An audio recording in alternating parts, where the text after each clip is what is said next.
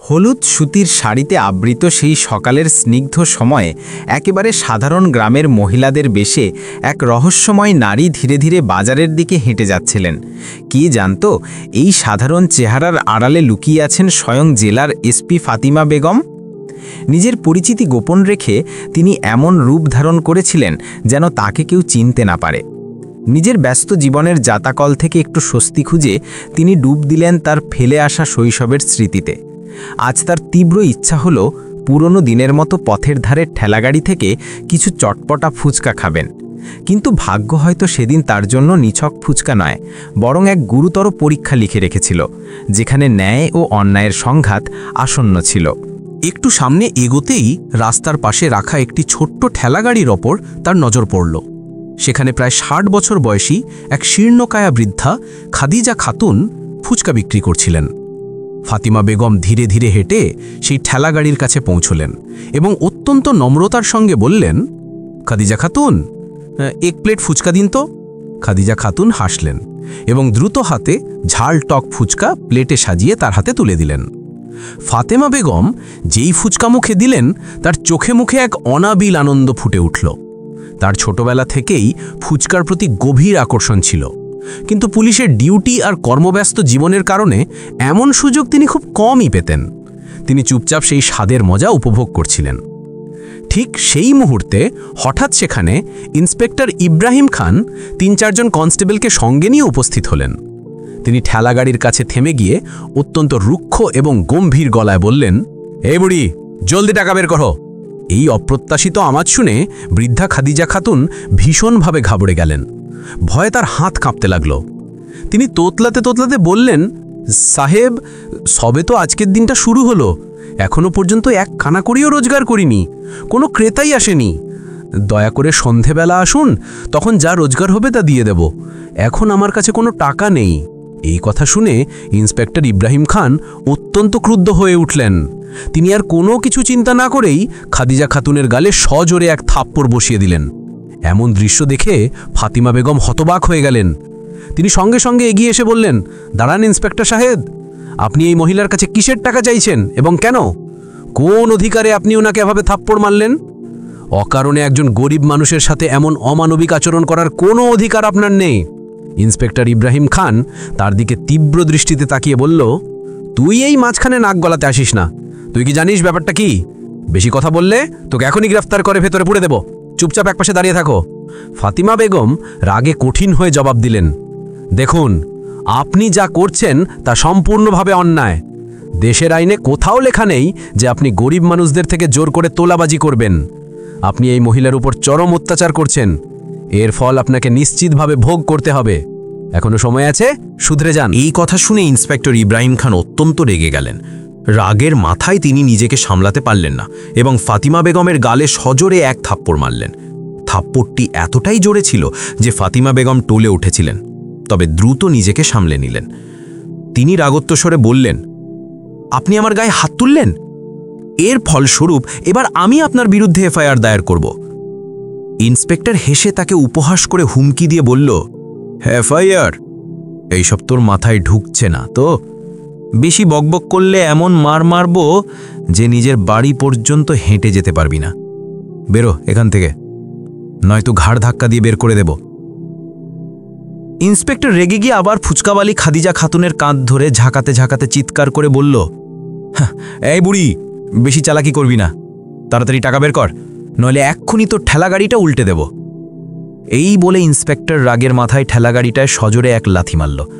সঙ্গে সঙ্গে ঠেলাগাড়িটি উল্টে গেল এবং সব ফুচকা রাস্তায় ছড়িয়ে পড়ল। বেচারি খাদিজা খাতুন ভয়ে হাউমাউ করে কাঁদতে লাগলেন। তিনি হাঁটু গেড়ে বসে মাটিতে পড়ে যাওয়া ফুচকাগুলো কুড়োতে শুরু করলেন। তখনই ইন্সপেক্টর লাঠি তোলে খাদিজা খাতুনের পিঠে সজোরে আঘাত করল। খাদিজা খাতুন 2 হাত জোর করে কাকুতি মিনতি করতে লাগলেন, সাহেব, আমি সত্যি বলছি, এখনো কিচ্ছু রোজগার করিনি। সন্ধেবেলায় আসবেন, যা রোজগার হবে তা দিয়ে দেব। দয়া করে আমাকে মারবেন না, প্লিজ, আমাকে ক্ষমা করে দিন। এই দৃশ্য দেখে ফাতিমা বেগম আর নিজেকে নিয়ন্ত্রণ করতে পারলেন না। তিনি রাগে ফুসফুসতে এগিয়ে এসে বললেন, খাদিজা খাতুন, আপনার ক্ষমা চাওয়ার কোনো প্রয়োজন নেই। এরা গরিবদের ওপর জুলুম করছে, এদের একটুও লজ্জা নেই। আপনারা এত কষ্ট করে ঠেলাগাড়ি নিয়ে নিজেদের পেট চালান, আর এরা আপনাদের পরিশ্রমের রোজগার লুটে নিচ্ছে। ইন্সপেক্টর সাহেব, এবার আমি আপনাকে আপনার আসল অবস্থান আর যোগ্যতা দেখিয়ে ছাড়ব। ইন্সপেক্টর ব্যঙ্গ করে হেসে বলল, আরে তোর এত সাহস যে তুই আমাকে আমার যোগ্যতা দেখাবি? আমার সামনে তোর যোগ্যতাটাই বা কি? যা নিজের কাজ কর। বেশি বকবক করলে এমন মার মারব যে তোরা চলার ক্ষমতা থাকবে না। এই বলে ইন্সপেক্টর ইব্রাহিম খান আর তার সঙ্গে থাকা হাবিলদাররা ফিরে যেতে লাগল। যেতে যেতে ইন্সপেক্টর ঘুরে খাদিজা খাতুনকে হুমকি দিল, সন্ধেবেলায় আবার আসব। যদি টাকা না পাই তাহলে না তুই বাঁচবি আর না তোর ঠেলা গাড়ি, বুঝেছিস? এই বলে তারা সেই জায়গা থেকে চলে গেল। ফাতিমা বেগম সঙ্গে সঙ্গে খাদিজা খাতুনের কাছে গেলেন এবং স্নেহ ভরে বললেন, খাদিজা খাতুন, আপনি ঠিক আছেন তো? কোনো চিন্তা করবেন না, বাড়ি যান। আমি এই পুলিশওয়ালাদের উচিত শিক্ষা দিয়েই ছাড়ব। খাদিজা খাতুন কাঁদতে কাঁদতে বললেন, মা, তুই আমার জন্য এত কিছু কেন করলি? তোর জন্যই তো তোকে মার খেতে হলো। তুই কি করবি? ওরা পুলিশ, বছরের পর বছর ধরে আমাদের উপর অত্যাচার করে আসছে। আমরা কিছুই করতে পারিনি, তুইও কিছু করতে পারবি না। এসব ঝামেলা ছেড়ে দে। ফাতিমা বেগম একটি দীর্ঘশ্বাস ফেলে জবাব দিলেন, না খাদিজা খাতুন, অনেক হয়েছে। আপনি জানেন না আমি কি করতে পারি? আমি এই লোকগুলোকে ওদের অপরাধের উপযুক্ত শাস্তি দিয়েই ছাড়ব। আপনি একদম চিন্তা করবেন না, শুধু বাড়ি তো যান এবং বিশ্রাম নিন। এই বলে ফাতিমা বেগম সেই জায়গা থেকে বেরিয়ে সোজা নিজের বাড়িতে পৌঁছলেন। বাড়িতে পৌঁছে রাস্তায় ঘটে যাওয়া সমস্ত ঘটনা তার মনে বারবার ঘুরতে লাগল। তার রক্ত টকবক করে ফুটছিল। তিনি মনে মনে সিদ্ধান্ত নিলেন, এবার এদেরকে কোনোভাবেই ছাড়া যাবে না। সবার আগে এই ইন্সপেক্টরের বিরুদ্ধে অভিযোগ দায়ের করাবো এবং ওকে চাকরি থেকে সাসপেন্ড করিয়ে ছাড়ব। পরের দিন সকালে ফাতিমা বেগম নিজেকে একেবারে সাধারণ মহিলার বেশে প্রস্তুত করলেন। লাল রঙের শাড়ি পরিধান করলেন এবং কোনো পরিচয় গোপন রেখে সরাসরি পুলিশ স্টেশনে পৌঁছে গেলেন। তিনি ভেতরে ঢুকতেই তার নজর এক হাবিলদারের উপর পড়ল। এই সেই হাবিলদার যে গতকাল রাস্তায় ইন্সপেক্টরের সঙ্গে ছিল।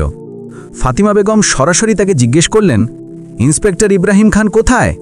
হাবিলদার জবাব দিল, ম্যাডাম, উনি একটি বিশেষ কাজে শহরে গেছেন। এসএইচও আলী হাসান সাহেবও বাইরে গেছেন। এরই মধ্যেই পিছনের দরজা দিয়ে এসএইচও আলী হাসান ভেতরে প্রবেশ করলেন।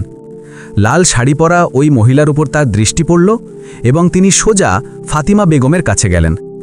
ফাতিমা বেগম, কি ব্যাপার ম্যাডাম? আপনি এখানে কেন এসেছেন? আপনার কি দরকার? পুলিশ স্টেশনে উপস্থিত হাবিলদার এবং এসএইচও আলী হাসান কারোরই বিন্দুমাত্র ধারণা ছিল না যে তাদের সামনে দাঁড়িয়ে থাকা এই সাধারণ দেখতে মহিলাটি আসলে জেলার স্বয়ং এসপি ফাতিমা বেগম, যিনি এখানে তার নিজেরই ইন্সপেক্টরের বিরুদ্ধে অভিযোগ জানাতে এসেছেন। ফাতিমা বেগম তার মিষ্টি কিন্তু দৃঢ় গলায় বললেন, স্যার, আমাকে ইন্সপেক্টর ইব্রাহিম খানের বিরুদ্ধে একটি রিপোর্ট লেখাতে হবে। সে গতকাল রাস্তায় ফুচকার ঠেলাগাড়ি নিয়ে বসে থাকা এক বয়স্কা মহিলাকে থাপ্পড় মেরেছে, তার ঠেলাগাড়ি উল্টে দিয়েছে এবং তার সব জিনিস রাস্তায় ছড়িয়ে দিয়েছে। আমি যখন তাকে বাধা দিতে যাই তখন সে আমার গায়েও হাত তুলেছে। সে সেই গরিব খাদিজা খাতুনের সঙ্গে খুব বেশি অত্যাচার করেছে। তাই আমি এখানে এসেছি যাতে ইন্সপেক্টর ইব্রাহিম খানের বিরুদ্ধে অবিলম্বে এফআইআর দায়ের করতে পারি। আপনি এক্ষুনি রিপোর্ট লিখুন। এই কথা শুনে এসএইচও আলী হাসান অবাক হয়ে গেলেন। তিনি বাঁকা চোখে ফাতেমা বেগমের দিকে তাকিয়ে বললেন, আপনি কি জানেন আপনি কার বিরুদ্ধে কথা বলছেন? উনি এই থানার ইন্সপেক্টর।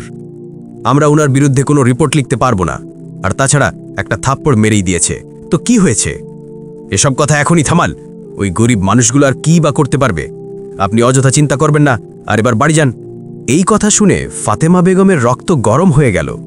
তিনি রাগে জবাব দিলেন, দেখুন, আমাকে আইন শেখাবেন না। এই দেশে বসবাসকারী প্রত্যেক নাগরিক সমান, সে গরিব হোক বা ধনী। যদি কেউ কোনো অপরাধ করে তাহলে তার বিরুদ্ধে যথাযথ ব্যবস্থা নিতেই হবে। প্রত্যেকেরই ন্যায় বিচার পাওয়ার অধিকার আছে। আর আপনি যদি আমার রিপোর্ট দায়ের না করেন তাহলে আমি আপনার বিরুদ্ধেও কঠোর ব্যবস্থা নিতে পারি, বুঝেছেন? এসএইচও আলী হাসান এটা শুনে ভীষণ ক্ষেপে গেল। সে রেগে গিয়ে গলার স্বর উঁচু করে বলল, তোর এত সাহস যে তুই আমাদের বিরুদ্ধে রিপোর্ট করার হুমকি দিচ্ছিস? আমি চাইলে এক্ষুনি তোকে হাজতে পুরে দিতে পারি। বেশি মুখ চালাবি না, আর এই মুহূর্তে এখান থেকে দূর হ। তুই জানিস না আমাদের ক্ষমতা কত বেশি। ভালোই ভালোই এখান থেকে চলে যা। ফাতেমা বেগম তার চোখে চোখ রেখে বললেন, মনে হচ্ছে তোকে এবং তোর ইন্সপেক্টরকে আমার আসল পরিচয় আর ক্ষমতা দেখাতেই হবে, কিন্তু মনে রাখিস যখন আমি আবার ফিরব তখন তোরা দুজনেই এই থানায় আর টিকতে পারবি না। আমার এই কথাগুলো মনে গেঁথে রাখিস। এই বলে তিনি রাগে পুলিশ স্টেশন থেকে বেরিয়ে গেলেন। থানায় উপস্থিত হাবিলদার আর বাকি পুলিশরা চুপচাপ একে অপরের মুখের দিকে তাকাতে লাগল। সবার মনে একটাই প্রশ্ন, এই মহিলা আসলে কে যে এত নির্ভয়ে এসে এত কথা শুনিয়ে চলে গেল? ফাতেমা বেগম বাড়ি ফিরলেন, কিন্তু তার রাগ এবার আরও বহুগুণে বেড়ে গেছে। তিনি নিজেকে বললেন, এই থানাটিকে পরিষ্কার করাটা খুব দরকার। যদি এমন দুর্নীতিগ্রস্ত লোক এখানে থাকে তাহলে তারা গরিবদের অধিকার কেড়ে নিতে থাকবে এবং এই শহরটি ধ্বংস হতে থাকবে। এবার এদের মুখোশ জনসম্মুখে খুলে দিতেই হবে। তিনি সঙ্গে সঙ্গে সিদ্ধান্ত নিলেন এবং সরাসরি ডিএম মুস্তাফা কামালের অফিসে পৌঁছলেন। ভেতরে পৌঁছেই তিনি পুরো ঘটনা ডিএম মুস্তাফা কামালকে বিস্তারিতভাবে শোনালেন। সব শুনে ডিএমেরও রক্ত গরম হয়ে গেল। তিনি কঠোর ভাষায় বললেন, ফাতেমা বেগম ম্যাডাম, আপনি যা বললেন তা অত্যন্ত লজ্জাজনক, কিন্তু ব্যবস্থা নেওয়ার জন্য আমাদের কাছে নিশ্চিত প্রমাণ দরকার। আপনার কাছে কি কোনো প্রমাণ আছে? ফাতেমা বেগম সঙ্গে সঙ্গে নিজের ফোন বের করে বললেন, হ্যাঁ স্যার, আমার কাছে প্রমাণ আছে। আমি যখন পুলিশ স্টেশনে রিপোর্ট লিখাতে গিয়েছিলাম তখন আমি আমার ফোনের রেকর্ডিং চালু রেখেছিলাম। তাতে SHO আলী হাসানের সমস্ত কথা রেকর্ড হয়ে গেছে। আর এই দেখুন এই ভিডিও, এতে ইন্সপেক্টর ইব্রাহিম খান অসহায় খাদিজা খাতুনকে থাপ্পড় মারছে, তার ঠেলাগাড়ি ফেলে দিচ্ছে এবং তাকে হুমকি দিচ্ছে এবং আমাকেও মারছে। এই সমস্ত কিছুই প্রমাণ। ডিএম রেকর্ডিং আর ভিডিও ফুটেজ দেখলেন। তার রাগ সপ্তমে পৌঁছে গেল। তিনি বললেন, এই দুজনকে চাকরি থেকে সাসপেন্ড করা অত্যন্ত জরুরি। যদি এমন দুর্নীতিগ্রস্ত পুলিশকর্মী থানায় থাকে তাহলে সাধারণ মানুষ ভয়ে চাপা পড়ে থাকবে এবং কোনোদিন ন্যায় বিচার পাবে না। আর নয়, আমি কাল সকালে একটি প্রেস মিটিং ডাকব। তাতে সব বড় অফিসার, নেতা এবং মিডিয়া উপস্থিত থাকবে। আর আমি তাদের সামনে এই দুজনের কুকীর্তি ফাঁস করে দিয়ে সঙ্গে সঙ্গে সাসপেন্ড করব। ম্যাডাম, চিন্তা করবেন না, কালকের জন্য অপেক্ষা করুন এবং মিটিংয়ে অবশ্যই আসবেন। ফাতেমা বেগম মাথা নাড়লেন এবং বাড়ি ফিরলেন। পরের দিন সকালে জেলার সবচেয়ে বড় অফিসে প্রেস মিটিং রাখা হলো। হলটি লোকে লোকারণ্য। মিডিয়ার ক্যামেরাগুলো ঝলমল করছিল। বড় বড় নেতা, উচ্চপদস্থ অফিসার, এসপি, এসডিএম, ইন্সপেক্টর এবং IPS আধিকারিক সবাই উপস্থিত ছিলেন। পরিবেশটা ছিল উত্তেজনাপূর্ণ। সবাই অপেক্ষা করছিল আজ আসলে কি ঘটনা ফাঁস হতে চলেছে। মিটিং হলে এক গভীর নীরবতা ছেয়ে গিয়েছিল। ক্যামেরা চালু হয়ে গেল। জেলার বড় অফিসার, নেতা, মিডিয়ার সমস্ত পুলিশ আধিকারিক সামনের আসনে বসেছিলেন। তখনই ডিএম মুস্তাফা কামাল মাইক তুলে নিলেন এবং গভীর গলায় বললেন, আজ আমি আপনাদের সবাইকে একটি অত্যন্ত গুরুত্বপূর্ণ এবং সংবেদনশীল বিষয় জানাতে এসেছি। আমাদের জেলার পুলিশ স্টেশনে ইন্সপেক্টর ইব্রাহিম খান আর SHO আলী হাসান এমন কাজ করেছে যা পুলিশের পবিত্র উর্দির জন্য এক চরম কলঙ্ক। যে উর্দির প্রধান কাজ জনতাকে রক্ষা করা, সেই উর্দি পরেই এই লোকগুলো গরিবদের ওপর জুলুম করেছে এবং আইনের সম্পূর্ণ অবমাননা করেছে। এইটুকু বলতেই পুরো হলে ফিসফাস শুরু হয়ে গেল। সবাই অবাক হয়ে একে অন্যের দিকে তাকাতে লাগলো। তখনই ডিএম মাইকটা SP ফাতিমা বেগমের দিকে বাড়িয়ে দিলেন। ফাতিমা বেগম তার আত্মবিশ্বাসী ভঙ্গিতে মাইকটা ধরলেন এবং বললেন, আপনারা সবাই জানেন যে পুলিশের মূল দায়িত্ব হলো জনসেবা করা, কিন্তু যখন সেই পুলিশই জনতার উপর অত্যাচার করে তখন আমাদের জোরালোভাবে আওয়াজ তুলতে হয়। কিছুদিন আগে আমি আমার নিজের জেলার ইন্সপেক্টর ইব্রাহিম খান আর SHO আলী হাসানকে নিজের চোখে গরিবদের থেকে জোর করে তোলাবাজি করতে, মারধর করতে এবং আইনের অপব্যবহার করতে দেখেছি। আমি নিজেই এর প্রমাণ সংগ্রহ করেছি। আপনারা সবাই এখন সেই প্রমাণগুলো দেখুন। এই বলতেই হলের বড় স্ক্রিনে ভিডিওটি চালানো হলো। ভিডিওতে স্পষ্ট দেখা যাচ্ছিল যে ইন্সপেক্টর ইব্রাহিম খান রাস্তার ধারে এক বয়স্কা ফুচকাওয়ালি খাদিজা খাতুনকে থাপ্পড় মারছে, তার ঠেলাগাড়ি ফেলে দিচ্ছে এবং তাকে হুমকি দিচ্ছে। এরপর পুলিশ স্টেশনে SHO আলী হাসান সেই মহিলার অর্থাৎ ফাতিমা বেগমের সাথে দুর্ব্যবহার করছে এবং তার রিপোর্ট দায়ের করতে অস্বীকার করছে। যেই ভিডিও শেষ হলো পুরো হলে চরম হইচই পড়ে গেল। মিডিয়াওয়ালারা ক্যামেরার ফ্ল্যাশ বাড়িয়ে দিল। অনেক নেতা রেগে দাঁড়িয়ে বললেন, এমন দুর্নীতিগ্রস্ত অফিসারদের চাকরিতে থাকার কোনো অধিকার নেই, সঙ্গে সঙ্গে কঠোর ব্যবস্থা নেওয়া হোক। এরপর ফাতিমা বেগম তার রেকর্ডিং সবাইকে শোনালেন।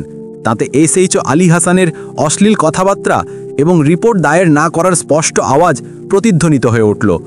এবার পরিবেশ আরও বেশি উত্তপ্ত হয়ে উঠল। সবাই ক্রোধে ছিলেন। তখনই ডিএম মুস্তাফা কামাল আবার মাইক তুলে নিলেন এবং কঠোর গলায় বললেন, আজ এই মুহূর্ত থেকে ইন্সপেক্টর ইব্রাহিম খান এবং এসএইচও আলী হাসানকে অবিলম্বে সাসপেন্ড করা হলো। এদের বিরুদ্ধে দপ্তরগত এবং আইনি ব্যবস্থা শুরু করা হবে। এমন লোকের এই বিভাগে কোনো স্থান নেই। আইনের ঊর্ধ্বে কেউ নয়, সে পুলিশই হোক না কেন। হল হাততালিতে ফেটে পড়ল। মিডিয়ার ক্যামেরাগুলো টানা ফ্ল্যাশ করতে লাগলো। অনেক নেতা এগিয়ে এসে ডিএমের এই সিদ্ধান্তে সম্পূর্ণ সমর্থন করলেন। তখনই এক বরিষ্ঠ নেতা দাঁড়িয়ে বললেন, ফাতিমা বেগম ম্যাডামের মতো সৎ এবং নিষ্ঠাবান অফিসারই এই জেলার প্রকৃত গর্ব। আপনি যে সাহসী পদক্ষেপ নিয়েছেন তাতে সাধারণ জনতার বিশ্বাস পুলিশের প্রতি আরও অটুট থাকবে। ফাতিমা বেগম মাইক তুলে বললেন, এই লড়াইটা শুধুমাত্র একজন বয়স্ক ঠেলাওয়ালার জন্য ছিল না, বরং প্রত্যেক সেই গরিব মানুষের জন্যই ছিল যে বছরের পর বছর ধরে চুপচাপ অন্যায় সহ্য করে আসছিল। এখন কোনো গরিবকেই আর ভয় পাবার দরকার নেই। আইন সবার জন্য সমান। পুরো হল হাততালির শব্দে ভরে গেল। ইন্সপেক্টর ইব্রাহিম খান আর এসএইচও আলী হাসানকে সেই মিটিংয়ের সঙ্গে সঙ্গে পুলিশি নিরাপত্তায় থানা থেকে বাইরে নিয়ে যাওয়া হলো। দুজনের মুখেই লজ্জা আর চরম রাগ স্পষ্ট দেখা যাচ্ছিল।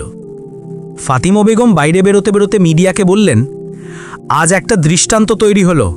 এখন থেকে এই জেলায় কোনো গরিব মানুষকে আর ন্যায়ের জন্য মানুষের দাঁড়ে দাঁড়ে ঘুরতে হবে না। যেই জনতার উপর অত্যাচার করবে তার এই কঠিন পরিণামই হবে। সেদিন থেকে পুরো জেলায় একটাই আলোচনা, এসপি ফাতিমা বেগম সত্যিই করে দেখিয়েছেন। খাদিজা খাতুনের চোখে জল ছিল, কিন্তু এবার এই জল কষ্টের নয়, স্বস্তির ছিল। আর ফাতিমা বেগমের এই বলিষ্ঠ পদক্ষেপে পুরো জেলায় একটি নতুন বার্তা গেল যে আইন সবার জন্য সমান।